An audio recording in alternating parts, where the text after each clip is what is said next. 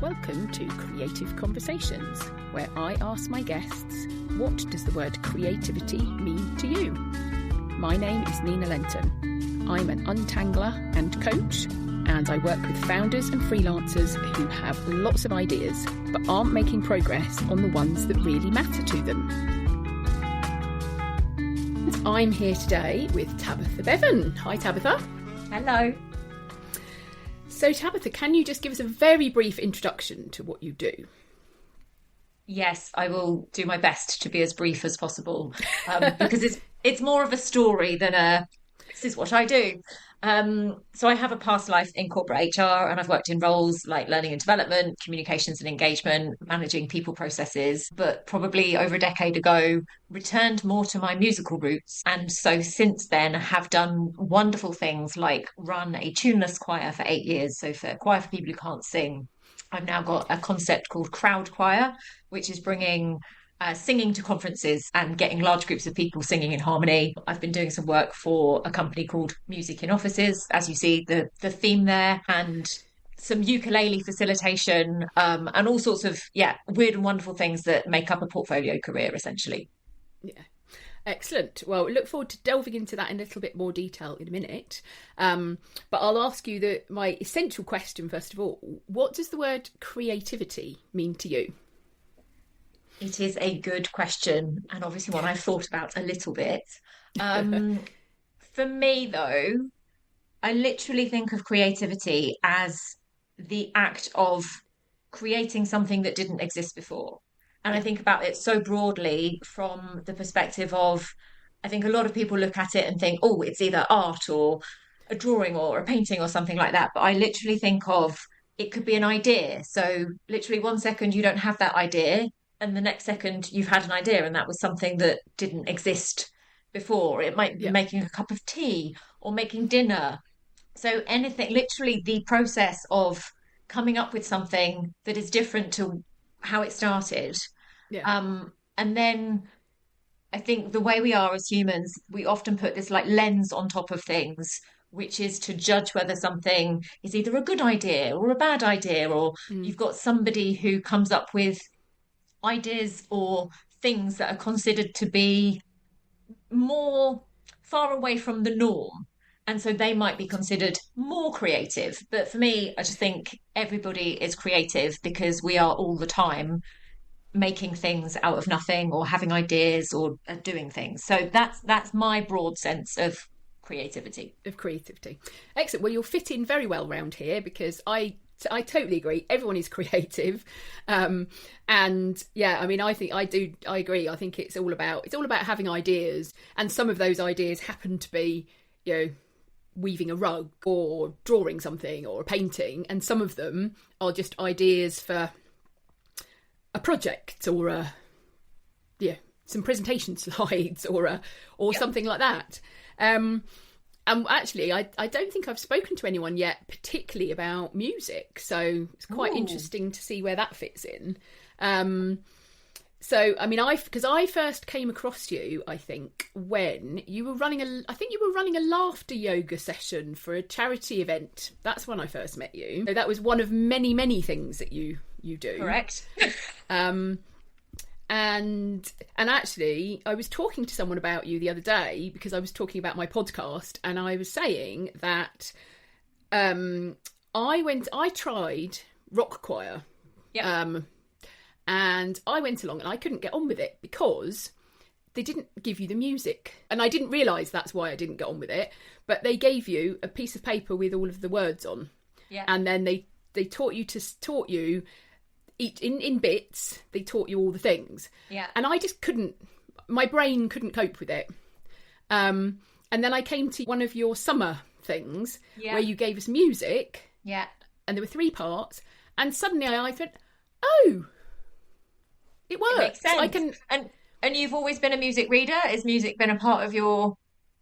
I did the recorder at school, so right, I mean, and a bit of piano, but so I can read music, but not. I couldn't. If you gave me some music, I couldn't sing and tell you what the note was. Yeah.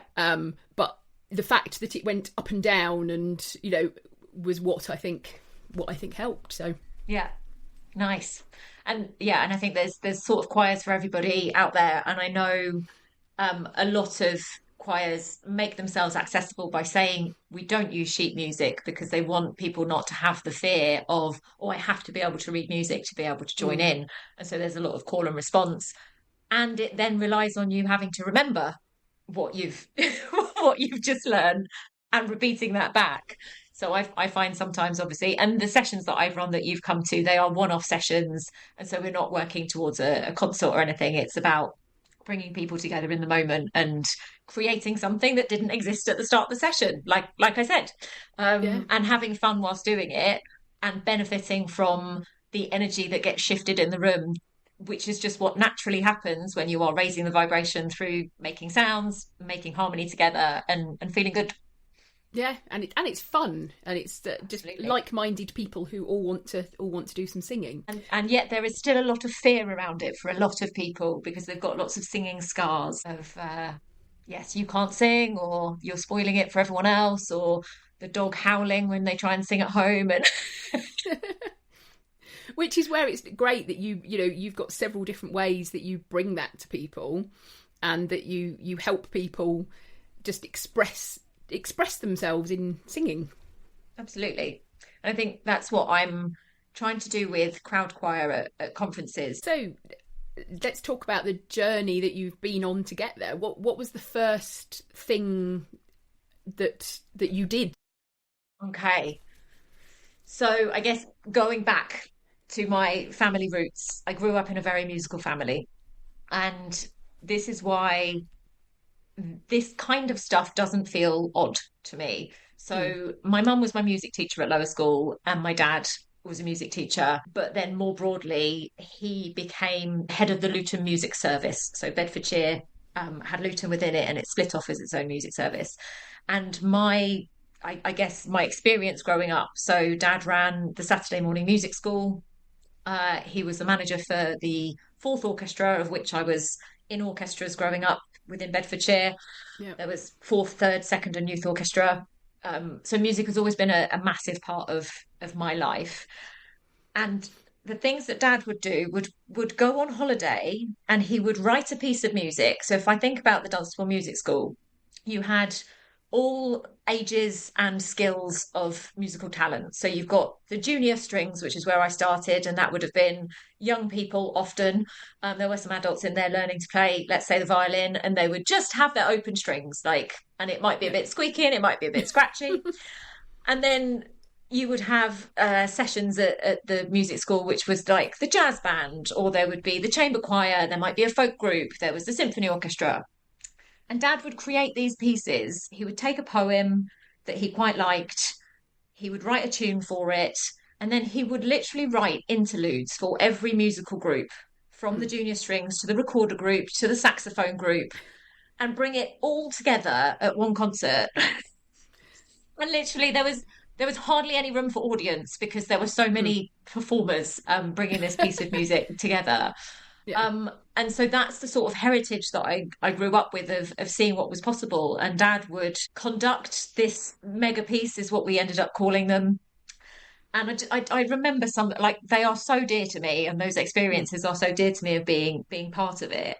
That I guess that's the heritage that I came from. Yeah. I then followed what I thought was expected of me. I did a graduate training program. I went into the corporate world. I did the John Lewis graduate training program. I've always been a sort of a people type person. So I thought, okay, I'd do a fast track management training scheme. I ended up working in learning and development in the financial sector. And then moved over to PepsiCo. And I think part of that experience was having two parents who were teachers, didn't want to be a teacher. But Yeah. then I remember my first day at John Lewis of turning up and being at the induction from the staff training department. I was like, oh, okay, this isn't teaching. This is working with adults, but it's in the development space. Yeah. And so that was also a theme that sort of came through for me, is working in learning and development. Mm. And when it came to the point of leaving the corporate world, so I've talked about this many times, so it was quite a significant burnout for me. Mm. I knew I'd got to the point where I was having the experience where I would drive to work and I would have some quite strong chest pains. I would do the job that everybody was expecting of me. I felt like I was doing it in quite a robotic way, and just getting on with it. And then I would leave the office probably much later than most people and be crying. So keeping it all together, I think a lot of people have shared experiences of having that mask on and coming across as very high functioning, and then behind closed doors it's a different story. So I had that experience and knew I needed something different, and took a 2 month sabbatical where the idea was that I was going to go back and I was going into a different role. Mm. And on my 2 month sabbatical, I did a 10-day silent meditation retreat. Right. And a lot of people who know me, and maybe people listening to this, they were like, "You silent for 10 days?" That's a long time. It's probably another podcast.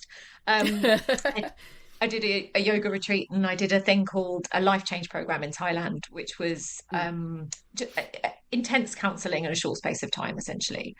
And from that program, there were two missions that I had, which was leave the job somehow because I knew it wasn't working for me anymore, and Yeah. do more things that made me smile as a way of reconnecting to who I was, because I was very lost at that point. Yeah. And hand on heart, the only two things that I could tell you that I enjoyed doing was singing and spending time with dogs. Yeah. And I think you may already know that I have the beautiful rescue dog. She's been with me for over 5 years now. She's just my world. And so yeah, I came back, and at that point in time, the plan was to go back to PepsiCo.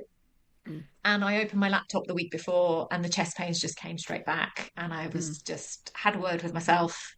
You can't do this to yourself anymore, Tabitha. And so had a different conversation with the business. And I had restructured my team. So essentially my role had been made redundant. So I could take a redundancy package, essentially. And at that point, that's where I started exploring. So I joined a choir because I knew I liked to sing. Yeah. I was following the theme of play, which is how I got into laughter yoga. And as I was going through that, the tuneless choir came up as an option. I was like, okay, creating spaces and communities is something that's been a theme throughout my career. Creating a space for people to come and be themselves, not feel any pressure to learn how to sing, to actually just let rip and sing, was in line with the sort of the well-being journey that I'd just taken myself through from recovering from burnout.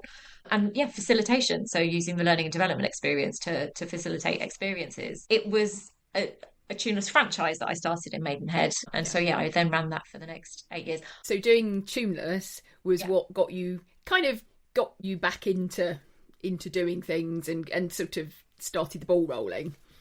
Yeah, and so I spent a beautiful 8 years creating a community of people. Obviously, within that 8 years was the pandemic, and there were some very tough times in there, particularly because singing got such a bad reputation when it came to spread of COVID. And through doing tuneless, then other opportunities would have come up to do different singing type things, either cover other people's choirs. And so I still had imposter syndrome around proper choirs at that point. And possibly still do. However, what I'm embracing more is my ability to bring different types of singers together for one-off opportunities and experiences that so what I love doing is like bringing people together, some of which can sing very well and some of whom can't, but they still have that joint experience of what it feels like to be in a group of people where there are harmonies around you, but some of them might sing the tune. And I guess one of the creative parts of that is, I know that your summer events, you did an ABBA one where you actually create all the different parts that people sing. So again, that came from my experience of Dad being a composer and creating all of these parts. And again, it was something that I genuinely thought most people could do. Because it was, when I hear a piece of music, and maybe this has come from my musical education in terms of playing in orchestras, etc., or playing different parts in the school band. And I would often be on the second violin part, or I would often be on the third trumpet part, which would always be the harmony parts and not necessarily playing the tune. Right. So whenever I listen to the radio, more often than not, I'll find myself singing a harmony along to the lead singer. So Yeah. that's how my brain works, and it's how I will hear things. But I also love the deconstruction of music and understanding what's going on underneath it. So, and you can Yeah. build up some layers that feel nice and sound nice. So yeah, I've embraced more of my ability to sort of deconstruct something and create something new from it, and yeah, arrange songs. And part of the challenge with the Northern Farm sessions is that because they are open to anyone, I have no idea who's going to turn up to that Yeah. session in terms of voice parts. So often when you go to a choir, you might have the soprano part, which is the higher one, the alto part next highest, and then usually the male voice parts being tenor and bass. Whereas I generally have to arrange parts for a mix of voices that I think Mm. will work. So obviously you're talking about in terms of creativity. I'll just step away from the music slightly for a short while. And so talking about ideas and portfolio careers. I mean, are you one of those people who has a million ideas and doesn't know what to do with them all? Yes. Also, I've got notebooks surrounding me. I obviously pushed everything that way before coming on this call. Yes, I am somebody who has a lot of ideas, and I've always loved your concept of idea untangling. Um, and sometimes I will do things with them. I was reflecting back on some of the action that I've taken on some of those ideas, and remembering some of the things that I've done. So and they're very different, I guess, genres, I think, in terms of how what they might fit into. But Mm. I had an idea when I was single, and it was that good people know good people. Yeah. And so there must be a way of reaching out to my network to connect to other people in their network to bring groups of people together that will only have like a couple of degrees of separation. And Yeah. so I put a group together, started collecting friends of friends essentially, and then hosted drinks nights in London. Mm. So I'm very proud that there was a wedding Oh, from brilliant. good people know good people. A good friend of mine, Alex, met her future husband Nick, and I got to do a reading at the wedding. Mm. So I wrote a poem about good people know good people and their experience of meeting.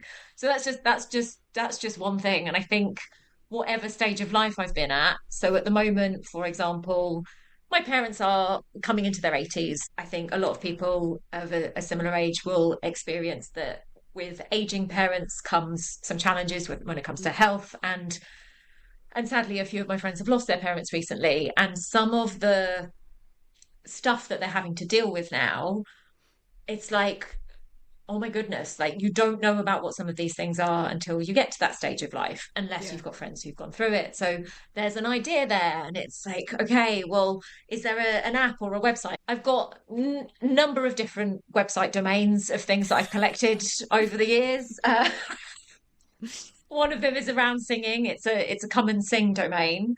So there are obviously a lot of choirs out there, but there are also singing groups that put on Mm. one-off singing Yeah. experiences, which suits some people's schedules better. So they might have other commitments, but they still love to sing. And actually, is there a way of bringing together all of those people and experiences and events? Because often what you might find, this is gross generalization, I know, is that some choir leaders have less of the, I guess, appetite for the logistical organizational stuff. So yeah, to answer your to answer your question, yes, I have a lot of ideas. Mm. Um, I don't know if you know that I published a book last year, which slight slight curveball. It's called How to Detach from Anxious Attachment. Okay. Um, when I say it's a curveball, it's not that I don't have lived experience of being somebody who has grown up with an anxious attachment style. But I'm also very careful of saying that I've published a book rather than written a book. So I consider it a co-write with AI. Mm. Um, it was one of those programs that when I stopped running the tuneless choir, had that sort of desperation of, oh gosh, how do I fill the gap? Yeah. Like what's going to happen? What's going to happen next? And so I invested in a course. I quite quickly realized that course didn't feel right and didn't feel aligned to me. However, when I've chosen to do something, I find it really difficult not to follow through. And there was an element of the program that was, if you write and publish a 30,000 word book within a year, you can request your money back. Oh, oh, that's interesting, because normally it's if it doesn't work, you can have your money back. So Yeah. So I essentially went through the program and learned a lot on the way. And so one of the things that takes up my time at the moment is learning how to do Amazon ads. I mean, so many things you said there as well sort of come up in lots of my conversations. I laughed when you said about the domain names, because pretty much everyone I've spoken to who has lots of ideas, and myself included, owns a lot of domain names that, Yep.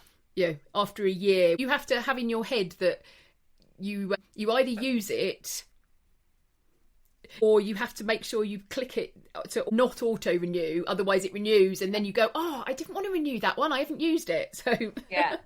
And it's so much more expensive when it comes around to renewal than when you bought it for $1 the first time or something.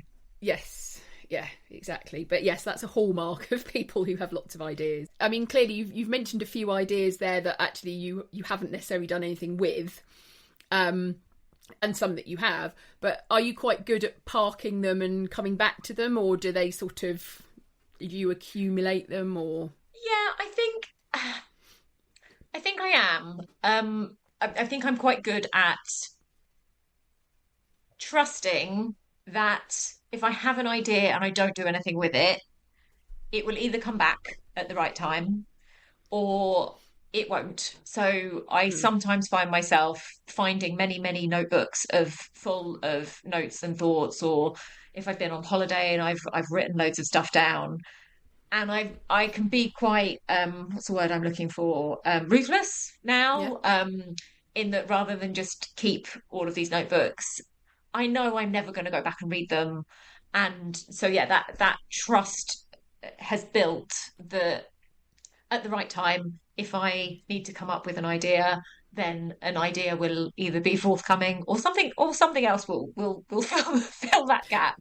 And Yeah. there are times that I still do maybe fall into the trap of beating myself up a little bit of, oh, I've got all of these ideas and I haven't done anything with them. But I know Mm. it's not like I'm not sitting on my laurels, not doing anything.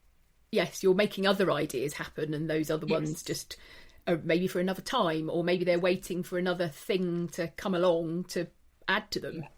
Yeah. And Big Magic by Liz Gilbert was definitely a transformational book that I read, which I know you'll be a fan of. I Yeah, have read that one. Yeah. yeah, I love Liz Gilbert's work, and that book in particular sort of stuck with me. And this whole idea that ideas are energy, as I've sort of started with, so creating something, and there might be ideas floating around the ether, and they might hit the same person at the same time, and somebody will pick it up and somebody won't, and there will always be more.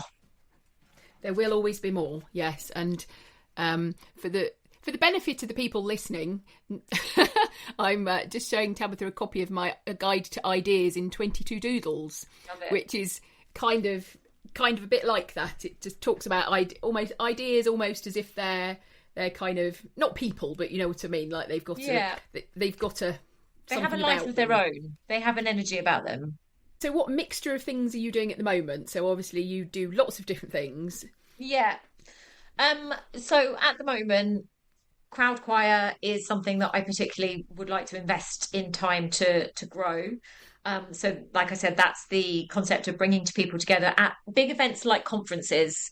Um, and the if you think about sort of the post-lunch slump that people experience at a conference, or it's a celebration towards the end of a conference of like really bringing people together and cementing some of the ideas that they might have Mm.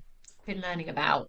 It's about giving people that embodied experience and creating that shared memorable moment. So a lot of people will go away from conferences and they've had a good time and they've taken a lot of stuff in, but they won't necessarily have that, wow, I'm going to talk about this for a long time to come moment. Yeah. And that's where I'd like crowd choir to sit. And I've been reflecting on why people choose particular keynote speakers. Um, And my dream is that actually something like crowd choir is considered as valuable and as important as a keynote speaker, because it's the Maya Angelou quote, isn't it? If people will forget what you've said, but people will always remember how you made them feel. Also, the facilitation for Power of Uke. So any teams that are looking for ukulele fun in their day, and that can range from anything from sort of what we call a 1 hour uke energizer session, which is great if you're bringing hybrid teams together who don't get to spend that much time together. So there can be just like a let loose, let's learn something together. Yeah. And the other end of the scale for that product is actually personal development, leadership development, coaching on things like team dynamics, growth mindset, psychological safety, but all using the ukulele as a foundation to have an experience and then reflect on that experience. So they're two things. There's obviously the Amazon ads. I'm doing still a bit of work with music in offices on their social media and sharing some of their messages. A very random thing that's popped into my diary: I'm going to host a naming ceremony for a friend of mine who would like to create a beautiful ritual for the two boys that she's brought into the world, and would like some singing. So I'm going to pair my ability to bring a group of people together and talk about things that feel meaningful and important to being human, and bring some singing into that. I'm back at Norden Farm at the summer with a new sort of singer show concept. So we've got 3 shows coming up over July and August, and there's always room for more fun projects to find me. Yes. And well, I was going to say, and new ideas, because when do you have your new ideas? When do I have, like, all the time? But out walking the dog is a good one. However, I do need to be conscious to not always fill that space with a podcast. So I will often choose to walk the dog without my phone, or without listening to something. And there are times where I just want to listen to something else. So yeah, walking the dog is a good one. In the shower, and any of the times when you're not really doing anything else, but do you know what I mean? Like, driving a car. I was known for the TTTs, which was Tabitha's toilet thoughts. So when I was at work, I remember talking to my team about like projects or solutions or things that we were working on. We'd have a conversation, and I'd go to the bathroom, and I would come back, and I was like, I've got it. Like, I know what we need to do. I know what we need to do differently. So I hope that doesn't conjure up too many images in your listeners' heads. But yes, I called them the TTTs. So yeah, when you just set your brain to something, and often it will deliver if you don't have too much of an expectation on it that it will deliver. So it's been really lovely having you here to chat to me about creativity and what you think creativity is, and bringing a bit of musical creativity into things. Where can people find you if they want to find out more about what you do? I think the probably easiest places to find me is if on Instagram I'm tuneful Tabitha. There's a link tree with all sorts of different links, but otherwise LinkedIn is probably a good place to find me under Tabitha Beaven. And the Crowd Choir website is crowd-choir.com. Excellent. Well, thank you very much for joining me. It's been great to chat about singing, and I now feel like I need to go and do some singing. Fabulous. Well, I hope you will come and join us for a sing in the summer as well. Excellent. Thank you very much. Well, thank you. Thank you for listening to Creative Conversations. I'm Nina Lenton. I'm an untangler and coach, and you can find out more about my work and this podcast at ninalenton.co.uk.